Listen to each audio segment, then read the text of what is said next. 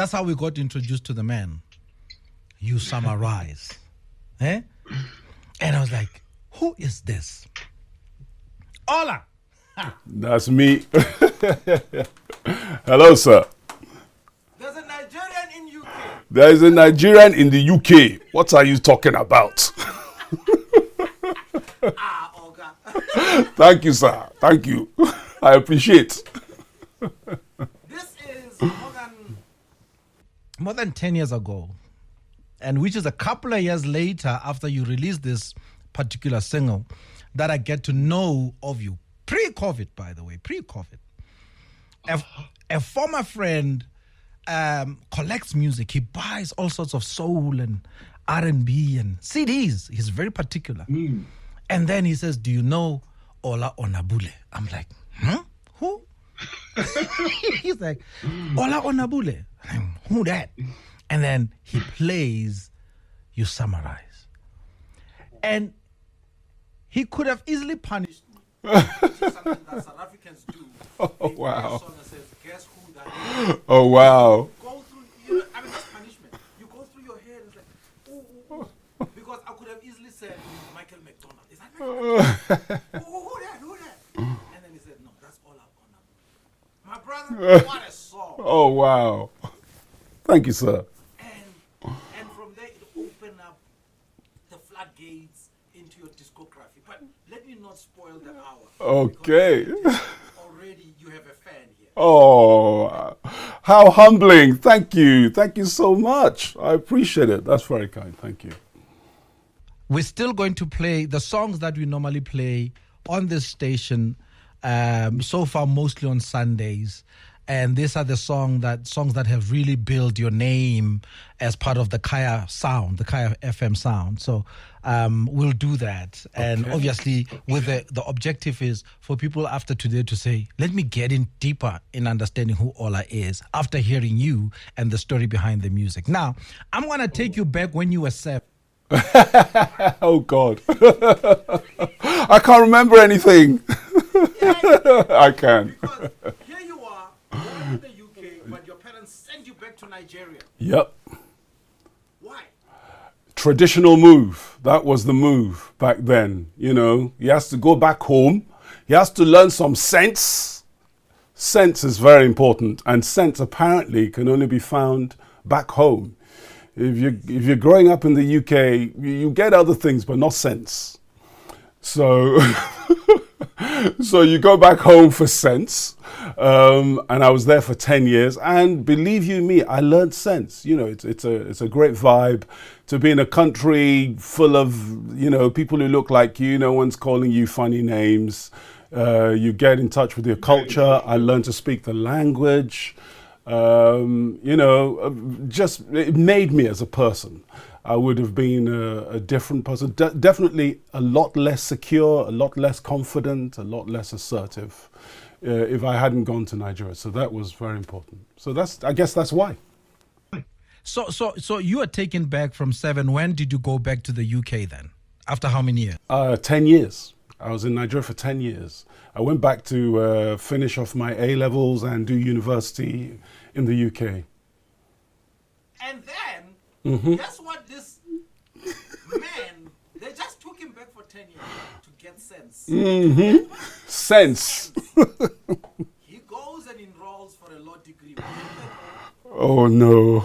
TBose, now, why are you doing this? Eh? Okay, so what happened was, you know, I was supposed to go and do a law degree, and I did year number 1. It was good, everything was good, everyone was happy with me. I did year number 2, everything was good, everyone was happy with me. Then something happened in year 3 now. But let me explain. So what happened was I met this guy. I was coming back from the library actually, and heading back to my digs, and I come out of the station and I'm singing to myself and I'm happy and vibing, and this guy who's walking alongside me says, "How you doing, man?" I said, "I'm okay." He says, "Are you a singer?"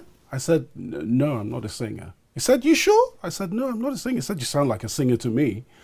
He said, if you want to prove to me that you're not a singer, my band and I are playing up the road. Come and join us any day. He gave me his card, and then it just stayed on my mind. It weighed on my mind. I'd look at this card from time to time, and so I went down one day. And to put a long story short, 3 months later, I checked out of law school. I left. I called my long-suffering parents and told them law school is not for me. Coming from a family of lawyers, you can imagine how it went down. Yes, there was no love in the room. And that was it. That's how the journey started. That's how, I found myself, singing for a living. Wait, so when you say you called your long-suffering parents, are they with you in the UK or are they back home? That's a very interesting part of the story. So I called my parents on Friday night, and there was crying, and so they're in Nigeria. I call them, and there's crying and there's, upset and sadness. What are you doing? You're ruining your life. What's going to happen? Singing? Do you know all the singers are on drugs? You are going to be on drugs? Is that what you want to do? All of that kind of stuff. I put the phone down thinking, oh my God, that was a harrowing phone call, but at least it was just a phone call and now it's behind me. I go to bed thinking, ooh, I'm going to start my life now as a singer. Everyone knows I'm out. 7:30 in the morning, I wake up, knocking on the door. Bang, bang, bang, bang, bang, bang. Ola, open this door now. Never. It's my mum. She got on the plane. It's your mum. She got on the first flight. She got on the first flight out, and she, as we say in Nigeria, I don't know if you have this expression in SA, she said, "I'm going to show you Pepe." Meaning? Pepe now? Pepper. She's going to show me Pepper. which means, it was a long, harrowing day of pleading, telling me, I'm just like some ancestor, some relative. He was stubborn as well. You're like him. It went on. It went on for a considerable amount of time. But basically, what Mom was saying. Yes. To Ola Onabule, this is your turning point. She was saying, "I'm gonna send you back to the sun." Exactly. You are definitely not my child. You are not exactly. Oh my God. Yes. Absolutely. So it was not a good look, but I weathered the storm, my brother. I stayed strong. I said, "No, Mom, I've found my calling. I know in my heart and soul this is who I am." Yeah. Did she see it in your eyes? Because that's the only thing. That's a telltale. That he means it. I don't think she saw it in my eyes on that day. I think, in fact, with my mum, I can definitely tell you, it took almost a couple of years before she saw it. My dad came like a week later. It's like the backup team. To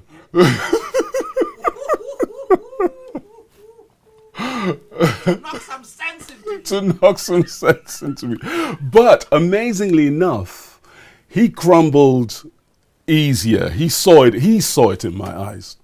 He looked at me and he thought, "Wow, you yes, and he was the one I thought he would just not get it. Being a banking guy, who had a legal background, I thought he's not going to get it. But he looked at me and he could see how, how I was expressing, and he thought, okay, all right, let's see. Go on, go ahead and do it. We'll see what happens.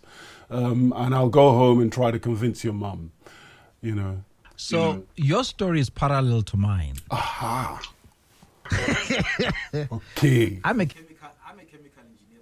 Hey, and you are DJing. You are presenting on radio. You are Now, when I got the offer to be on air, I was given $3,000. And where I did my practicals for my engineering degree, I was given $12,000. So I think you know which one I took. Now imagine going to the matriarch and saying, this is what's on my table and I'm taking. These are the choices on offer, and this is the one I took. The very person I went to who I thought was going to be my first supporter, my mom, was the last supporter. My father was. Interesting. My father saw it. And he said to her, let him be. Amazing. I think he saw the man. Amazing. Why do we read our fathers wrong? Why? It's interesting that like you, I saw it coming from. So why do you think that is? We are too alike. Yeah. Remember, mother is always a soft landing for boys. Your grandest supporter, your first fan. Yes. With everything. Yes. And you think that she'll be the one to see it. She's the last to see it. She's the last to see it, yes. Yeah. Knows the character of a man when he knows what he wants. Oh, wow. He can see it. Yes, absolutely. They can see that resolution in your eyes that I'm committed. And maybe that's more important to your dad, to your dad, to see a young boy or a young man becoming a man because he's committed to something and no more play anymore. I'm serious about this. He can see it in your eyes. Yes. No, there's no more play here. Mm-hmm. And I think that segues us nicely to the song, Be a Man. Be a man. Come on. Come on now. Let's do it. Tell me more about this song. Okay, so Be a Man is the song I wrote when I kind of realized that, so I'd been doing music for a while, and I'd put out a record, I'd signed to a label, it didn't quite work out. I put out a record, I put out an album, it did very well. I put it out independently, it did very well. And then my first daughter was born. And so I did this strange thing of thinking, okay, well, I've been playing around at being a musician, but now there's a child in the picture. I have to get serious. I have to grow up and I have to go and get as close to a day job as possible. I have to put my dreams aside, and so I became more or less a voice for hire. I started doing session work and so forth. Somewhere in the middle of that, I had a crisis of thinking, hold on a minute, this is not what I signed up for. I'm not being true to myself here. Okay, I've got a child and I'm trying to be responsible and make sure I put food on the table and pay the rent and so on, prepare her for education and all that responsible stuff. But there's no part of that contract that requires me to diminish myself, become less of the dreamer that I am, because then I'll become a functional person, but not an inspirational one, And so I figured out that, anyway, I have to step up, I have to step into my dream, my true self, whilst at the same time trying to make that do all the things I want it to do. It has to pay for all these things I'm worried about paying whilst fulfilling my soul. So somewhere in the middle of that, I wrote this song, Be a Man. And that's what it's about. It is my top 10 at 10, and we are live right here in Johannesburg and, of course, in the UK. Which city are you at now, Ola? Just north of London in a town called Bedford. We've lived there for 26 years now. Is it? Yeah, so I used to be in London, but London life is hard, man. Is it? Why is it? I hear it's expensive. It's expensive and it's stressful, and London is it's either you're a banking city kind or you're a tourist. There's no in between. All right. Now, Ola Onabule, Nigerian brother, right? He's flirting with 60 right now. He doesn't look it though. Meaning, he grew up on afrobeats. You grew up on Fela Kuti. Yep, absolutely, completely. Why didn't you do afrobeats? Why are you doing jazz? Why am I doing jazz? You see, you see, and this is why these parents who say, "Hey, you want to be a musician? How can you?" They only have themselves to blame. My dad would play jazz from morning till night. There was I slept when we were in the UK as a child. You know, they were students, so we weren't living in expensive accommodation. It was in a bedsit. In fact, no, it was like a 2-bed. So they had a room, and then I slept in the sitting room. And my bed, they would lay my bed out at night. It was like a fold-out bed. And my head would be perfectly positioned between the stereo speakers of what we used to call a radiogram. You know, big piece of furniture with big speakers and a record player and a radio and a big radio with big knobs and you know. And that was my life. And my dad would wake up in the morning getting ready for work and he would put on jazz. I'd hear Nat King Cole and Oscar Peterson and Miles Davis and Mingus and Monk and and so this stuff was somewhere in my head. It wasn't until I went to Nigeria that I heard Afrobeat. So the initial music in my head was jazz. And all my life, I've been trying to find a way of blending Afro feel, vibe, sounds with jazz, with soul, because those are my three loves, really. Now, after dropping out of law school, you decided, you know what, I must anchor this thing, my passion, with knowledge. You went and studied arts. Yep, I did because I wanted to. I knew it was too late for music college. To this day, I still can't read music, and I have to communicate in grunts and gestures to musicians when I want to convey something. This is what I'm hearing. Yeah, exactly. But I wanted to get a sense of what it means to be an art thinker and to have some history, some sophistication, just to get immerse myself in what it means to be a creative. And I couldn't think of any people who are more uncompromisingly creative than painters. I mean, I think maybe next to poets, because they're not thinking to themselves, I'm on the verge of being a millionaire here. Yes. They're thinking to themselves, this is the spirit that lives within, and I must honor this spirit 100%, forget all the other worldly concerns. So I drifted towards art school, and to this day, I feel like it's done me a world of good, because I'm always reminded to do it for the art and not for the cash, You are saying 3 of your children are arts, students, and none of them are following the law or any of that? No lawyers, no musicians. They're artists. I've got a graphic designer, a fashion designer, and a painter.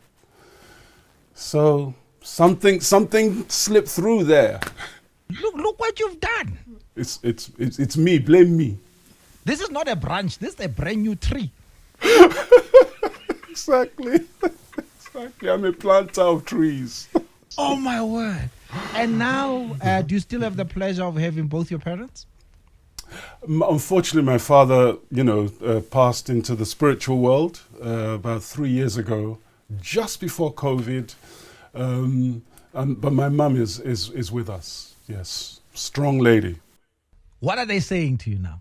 Oh, well, ultimately, your parents want to make sure that you can eat and you can dress and not shame them in public, that you turn up to the family gathering, you don't look like, there's food in your beard and, those are the things that are important to them. So I think, over the years they could see, and now there's nothing but pride and joy, and every so often I tease them and I say, so how do you feel about not having a lawyer now? Do you want me to You want me to argue your case? You've got to, innit? We need to go to that feeling. And now that I've heard your story, now that you've told it, the risks you took to follow this passion, tell me about, I think for me, the epic, the apex of you doing a live is A Wonderful Feeling with Viliveski. Oh. Guys, when I play this song, you must Shazam it. Go to YouTube and watch it live. If it doesn't bring a tear, it will definitely warm you up. Wonderful feeling. And not only that, this man dresses well. You can't play or sing this music without respecting it with your body. Absolutely. Amen to that. Amen. Wonderful feeling. Tell me. Oh, well, Viliveski is this magical human being. He's a great spirit, philosophical. You know, these are one of these people who you think you've done it all, you've seen it all, you know it all, and then he comes along and he's so inspirational and so philosophical and so devoted to music. And I went there to do a jazz festival with him. We did the jazz festival. This is in Estonia, forgive me. Estonia, yes. So we did the jazz festival. It was a great gig and whatever. And he called me, once we got back home, he called me and he said, there's so much more to what you're doing than just, you know, doing the traditional band stuff. I see you in front of a choir, you know, singing a selection of your songs that are along this vein. I said, okay. I said, and we're going to do it in a church. I said, okay, let's do it in a church. Yeah. So he flies me back to Estonia. He introduces me to the choir, and these girls start singing Wonderful Feeling. And my head just, you know, I can see you are rocking the same hairstyle as me, my brother. Exactly. But you know when... They say grass doesn't grow on a busy street, man. Okay, I didn't know they said that, but I'm so glad now I'm going to be using that. Thank you. You know, but when the follicles, remember when they used to be out of the head, that feeling, you know, that's the feeling I got. So, yes, the chills. And we did this, we performed this song, and it's just become this thing that people constantly call me about and talk to me about. You know, when we were recording it, we knew that we were in the moment. They did it on their national song day. Estonia, quick thing about Estonia, they have this history of singing themselves into freedom. Oh, okay. So, you know, there's just so much music in the... Isn't it? Yeah. Isn't it? You know. So anyway, that's a little bit of the story of Wonderful Feeling. Oh, come on now. I think the spirit has taken over here. Yeah. Oh, what a wonderful feeling, Ola. Thank you, sir. Man. There's still Let Love Alone. We haven't touched that song yet. Oh, we haven't done Let Love Alone. I'm beginning to get your flavor now. You know, South Africa is a slow jam country. We love it like yeah. Because then they say when you slow down, right? Yes. Hello. I like the way you sat back in your chair. They're like, I don't need to say anymore. I've said it. It's a drop mic moment right there. Yeah, completely, honestly. I feel you, my brother. Ola, Yes. You are no stranger to South Africa in a way. Yes, you haven't been here to perform. So I think after today, promoters are listening. Jazz concerts organizers are listening. And they're like, wait a minute. Maybe here's something we can do. But you have worked with one of our matriarchs, the late Sibongile Khumalo. Yes. You shared a stage with her. Tell me about that. Yes. Yes, I did. Oh, well, luckily for me, it was a series of dates. We did about 5 dates across the UK. It was where do you begin? So many layers.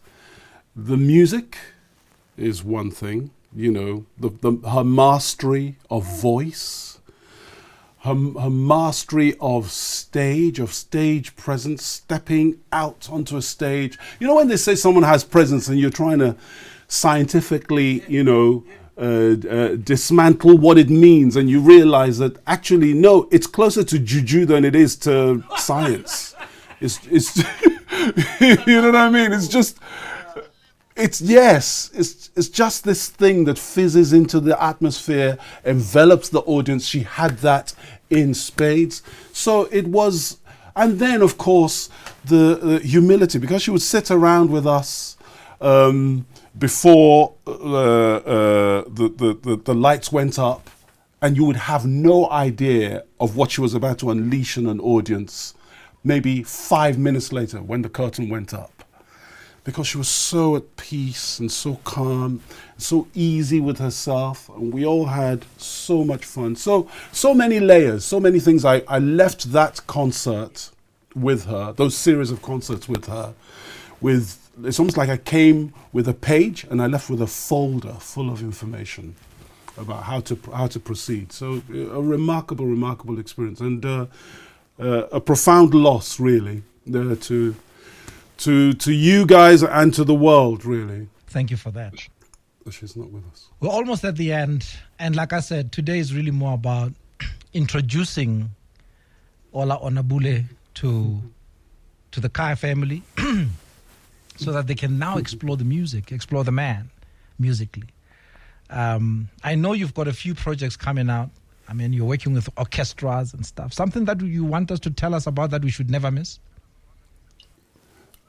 Well, just check me out on all the social medias. If you are ever in Europe or America and sometimes South America, and you happen to hear that I'm in town, stop in on us. And hopefully before too long, I'll find my way to SA. As I said, I have SA dreams. And I hope that we all and there's another thing that I need to say. About 4 or 5 years ago, I started to get 1 or 2, South African brothers and sisters, asking to be my friend on Facebook. I'm thinking, what's going on? I've never released anything in South Africa. Look at my gestures. Look at my gestures. What do they say? They say, you see now, I told you. That's it. It's basically, I told you so in and then that turned into a small avalanche, where I actually have, I think, probably close to 1,000 friends from SA. All of you, honestly, my brothers and sisters, God bless you. Thank you very much. Your support, your friendship, reaching out, and they leave lovely comments, and they talk about the music, and they hook me, they DM me and say, bruh, what you're doing is special. Honestly, that's all an artist has, really, is the impact we have on an audience. So if you're letting me know about it, I feel the love, and I send it right back to you. Thank you very much. God bless you, man, and keep shining. Of course, we'll be in touch. Absolutely. Thank you so much, TBose. Really, really appreciate you having me on. Thank you very much, man. Ladies and gentlemen, Ola Onabule. You. A rich man's world.